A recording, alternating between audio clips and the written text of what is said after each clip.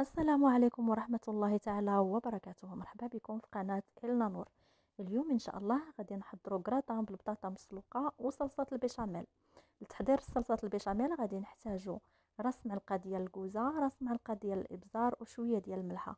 غنحتاجوا كذلك معلقة كبيرة ديال نشا الذرة، معلقة كبيرة ديال الزبدة، وفرماجة واحدة مثلثة، نصف لتر من الحليب. بالنسبة للحشوة غادي نحتاجوا البطاطا مسلوقه اللي غادي نحطوها جانبا كتسلق، وكاشير محكوك واي نوع متوفر عندكم في الدار ديال البطاطا.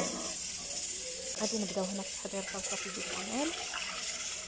غادي نكتبوا نصف لتر ديال الحليب، وغادي نضيفوا ليه معلقه كبيره ديال نشا الذره، وغادي نحركوه حتى يذوب لينا مع الحليب. نتاكدوا انه ذاب مزيان.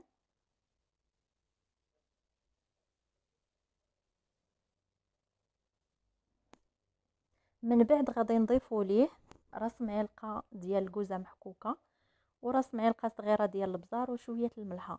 غنستمروا في التحريك المستمر كما هو موضح في الفيديو.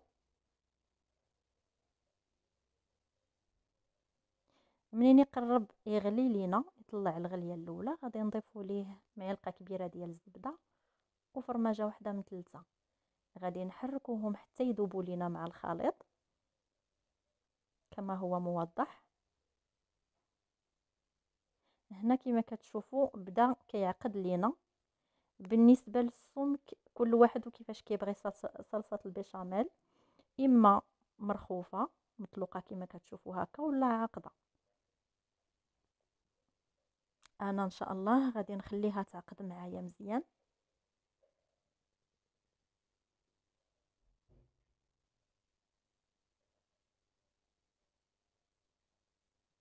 على هذا الشكل كما كتشوفوا ها هي عاقده معنا صافي وجدات. غادي نطفيو على النار ونخليوها تدفى.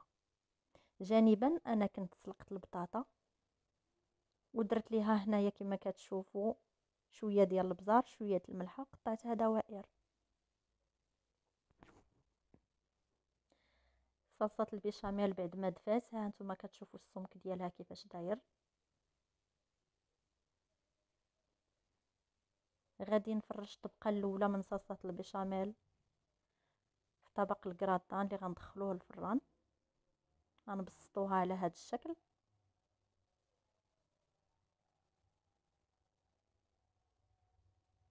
وغادي نستفوا البطاطا ديالنا.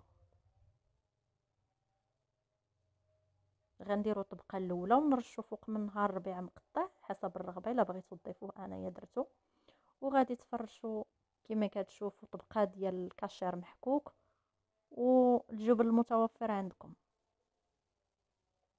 انا كما كتشوفوا درت غير الفرماج مثلث وفرماج ساندويتش، ما كثرتش منه، ما عنديش مع الدهون. هنا غادي نستمروا كنديروا طبقه فوق طبقه بنفس الطريقه بنفس المقادير، وغادي ندخلوه الفران.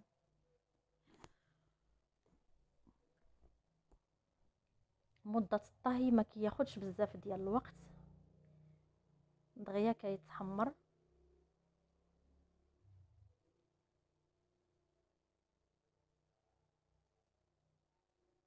كما كتشوفوا ها هو بعد ما خرجناه من الفران كيجي على هذا الشكل هذا.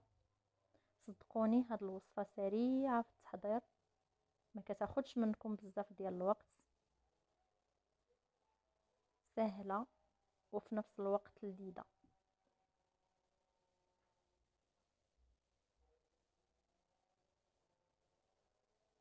كيجي على هذا الشكل وبالصحه والراحه. ما تنساوش الى عجبكم الفيديو الضغط على زر اعجاب.